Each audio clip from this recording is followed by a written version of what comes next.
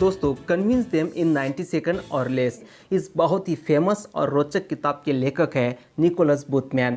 लेखक ने लोगों को बेहतरीन दिखाने में अपनी ज़िंदगी के 25 बरस लगाए हैं। वे एक अंतर्राष्ट्रीय फैशन और विज्ञापन फोटोग्राफर रह चुके हैं। उन्होंने अपने अनुभव से लोगों को आकर्षक कैसे बनाए इसके बारे में बहुत कुछ सीखा है। उन्होंने अपने काम से लोगों को सिर्फ सर्वश्रेष्ठ रूप में प्रदर्शित ही नहीं कराया बल्कि ये एहसास भी दिलाया मानो वे सारी जिंदगी आत्मविश्वासी और करिश्माई रहे थे। इस किताब में लेखक बताते हैं कि जब हम किसी से मिलते हैं तो उस वक्त शुरुआती 90 सेकंड अति महत्वपूर्ण क्यों होते हैं, क्योंकि शुरुआती पलों में हमारा अवचेतन बचाव बहुत सक्रिय होता है और हमारा दिमाग तथा शरीर यह तय करता है कि दौड़ना है, लड़ना है या सामने वाले से बातचीत जारी कर रखनी है। इसी समय यह तय किया जाता है कि सामने वाला व्यक्ति अवसर रखता है या जोखिम, वह मित्र लगता है या शत्रु। यह पुस्तक हमें सिखाती है कि जिससे हम पेश आ रहे हैं वो कौन है और क्या है, उससे कैसे जुड़ा जाए, साथ ही उसे कैसे प्रेरित, प्रभावित और राजी किया जाए। तो दोस्तों जुड़े रहिए मेरे साथ अंत तक इस बहुत ही प्रभावी और प्रेरणादायी वीडियो में। हेलो दोस्तों, myself Shrinivas Marathi, motivational speaker, mindshift trainer और आपका अपना दोस्त। दोस्तों इस किताब में लेखक सबसे पहली बात बताते हैं वो ये कि लोगों ने आपको पसंद करना चाहिए। क्यों जरूरी है, लोगों ने हमें पसंद क्यों करना चाहिए? क्योंकि जब लोग हमें पसंद करते हैं तो वो हमारे सर्वश्रेष्ठ पहलुओं को देखते हैं, लेकिन अगर वो हमें पसंद नहीं करते हैं तो शुरू से ही वो हमारी गलतियों को देखते हैं और हमारी कमियों को देखते हैं। अगर आपका मैनेजर आपको पसंद करता है तो आपके आत्मविश्वास को वो आपकी साहस की निशानी मानेगा, लेकिन अगर वो आपको पसंद नहीं करता है तो वो मन ही मन में सोचेगा कि क्या आखड़ू व्यक्ति है ये व्यक्ति बिल्कुल अच्छा नहीं है। क्यों? क्योंकि वो आपको पसंद नहीं करता है। तो ऑफकोर्स सवाल ये उठता है मन में कि लोग कैसे व्यक्ति को पसंद करते हैं। ऑफकोर्स लोग ऐसे ही व्यक्ति को पसंद करते हैं जो ऊर्जावान है, जो स्वस्थ है, जो मिलनसार है। आप आपके रूम में कैसे व्यक्ति को पसंद करेंगे? ऑफकोर्स जो ऊर्जा को प्रभावित करने वाला हो, ना कि ऊर्जा को चूसने वाला।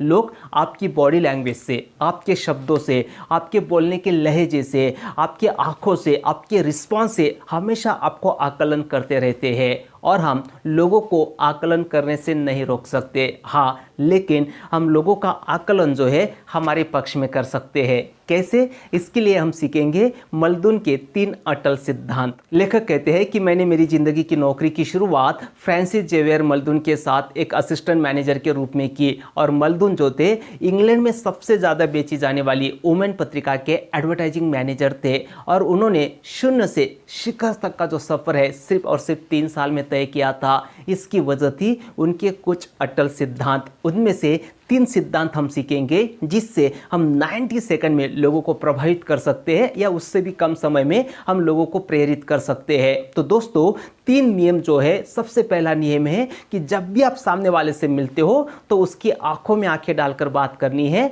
और चेहरे पे मुस्कान रखनी है। दूसरा नियम है, अगर आप सामने वाले को ये एहसास कराना चाहते हो कि वो आपको पहले से जानता है तो आप गिरगिट बन जाइए। कैसे से हम बाद में डिटेल में देखेंगे। तीसरा नियम है, अगर आप सामने वाले की कल्पना को जकड़ लेते हो तो आप उसके हृदय को भी जकड़ लेते हो। तो ये जो 3 नियम है इन्हें थोड़ा डिटेल में हम समझते हैं। सबसे पहला नियम जो है कि सामने वाले से जब भी आप मिलते हो ना तो उसकी आंखों में आंखें डालकर बात कीजिएगा और चेहरे पे मुस्कान रखिएगा। दोस्तों क्या आप जानते हो कि आपका संदेश वहां पर जाता है जहां पे आपकी आवाज़ जाती है और आपकी आवाज़ सिर्फ और सिर्फ वहीं पर जाती है जहां पे आपकी आंखें इसे भेजती है। मान लेते हैं कि आप टीवी पे न्यूज़ चैनल देख रहे हो और आपका पसंदीदा जो न्यूज़ एंकर है वो न्यूज़ आपको कैसे सुना रहा है? नीचे देखकर, पढ़कर सुना रहा है या इधर उधर देखकर वो सुना रहा है। तो क्या वो न्यूज़ चैनल देखना आप पसंद करोगे? क्या वो न्यूज़ एंकर आपको पसंद आएगा? क्या आप उस न्यूज़ एंकर से जुड़ पाएंगे? बिल्कुल भी नहीं।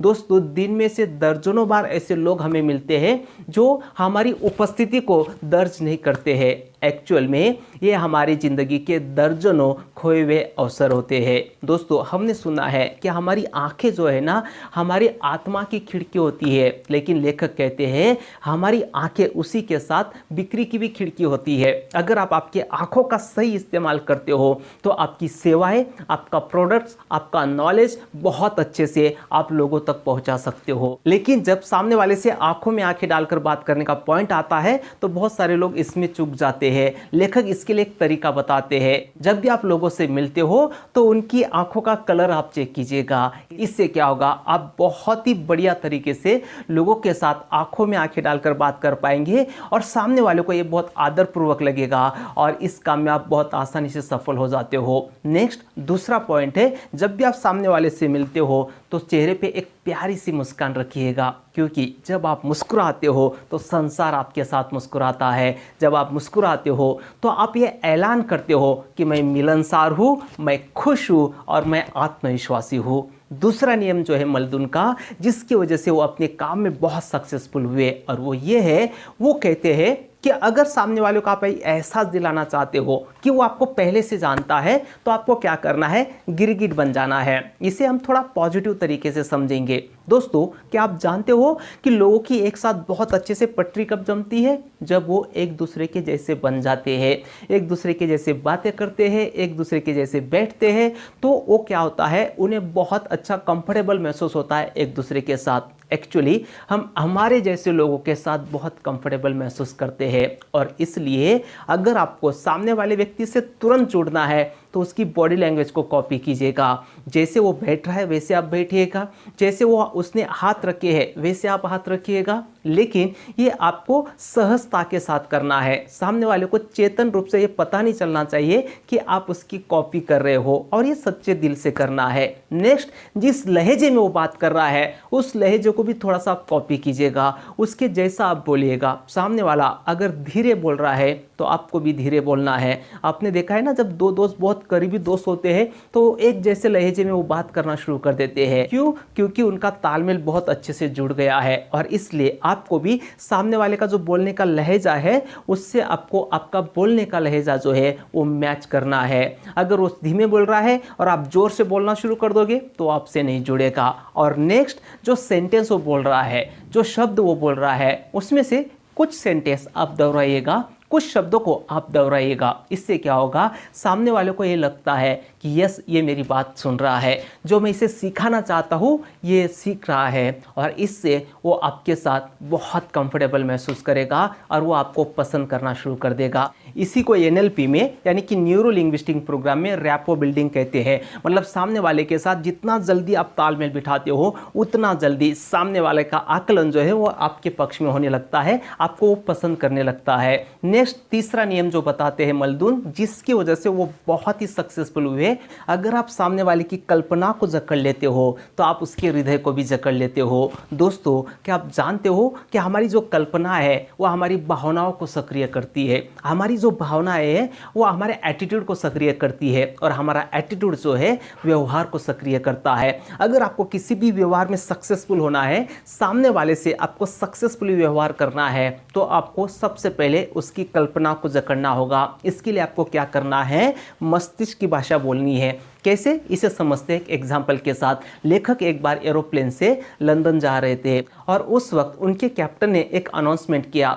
उन्होंने कहा कि देवी और सज्जनों, मैं आपका कैप्टन बोल रहा हूँ, मेरे पास समय है और इसलिए मुझे लगा कि मैं आपसे थोड़ी बातचीत कर लूँ। एक्चुअली मौसम जो है वो बुरा नहीं है और इसलिए कोई झटके नहीं लगेंगे, और अगर कोई समस्या नहीं आई तो हम समय पर अपने स्थान पर पहुँचेंगे, उचित स्थान पर हम पहुँचेंगे। इससे क्या हुआ, जब उसने ऐसी अनाउंसमेंट की तो जो लोग रिलैक्स होकर बैठे थे वो भी थोड़ा तनाव महसूस करने लगे, क्योंकि कैप्टन ने जो लैंग्वेज यूज़ की थी, जो शब्द उन्होंने यूज़ किए थे अपने अनाउंसमेंट में, वो निगेटिव थे। जैसे खराब मौसम या झटके या कोई समस्या नहीं है। समस्या ये जो शब्द है निगेटिव शब्द है। इससे क्या होता है, सामने वाले के मस्तिष्क में निगेटिव चित्र बनता है। अगर कैप्टन ये कहता कि मौसम बहुत अच्छा है, हमारी यात्रा बहुत अच्छी होगी और हम समय पर अपने उचित स्थान पर पहुंचेंगे, तो क्या होता, इस पॉजिटिव शब्दों से लोग बहुत ही रिलैक्स रहते। जब भी आप सामने वाले से बात कर रहे हो, हमेशा ध्यान में रखना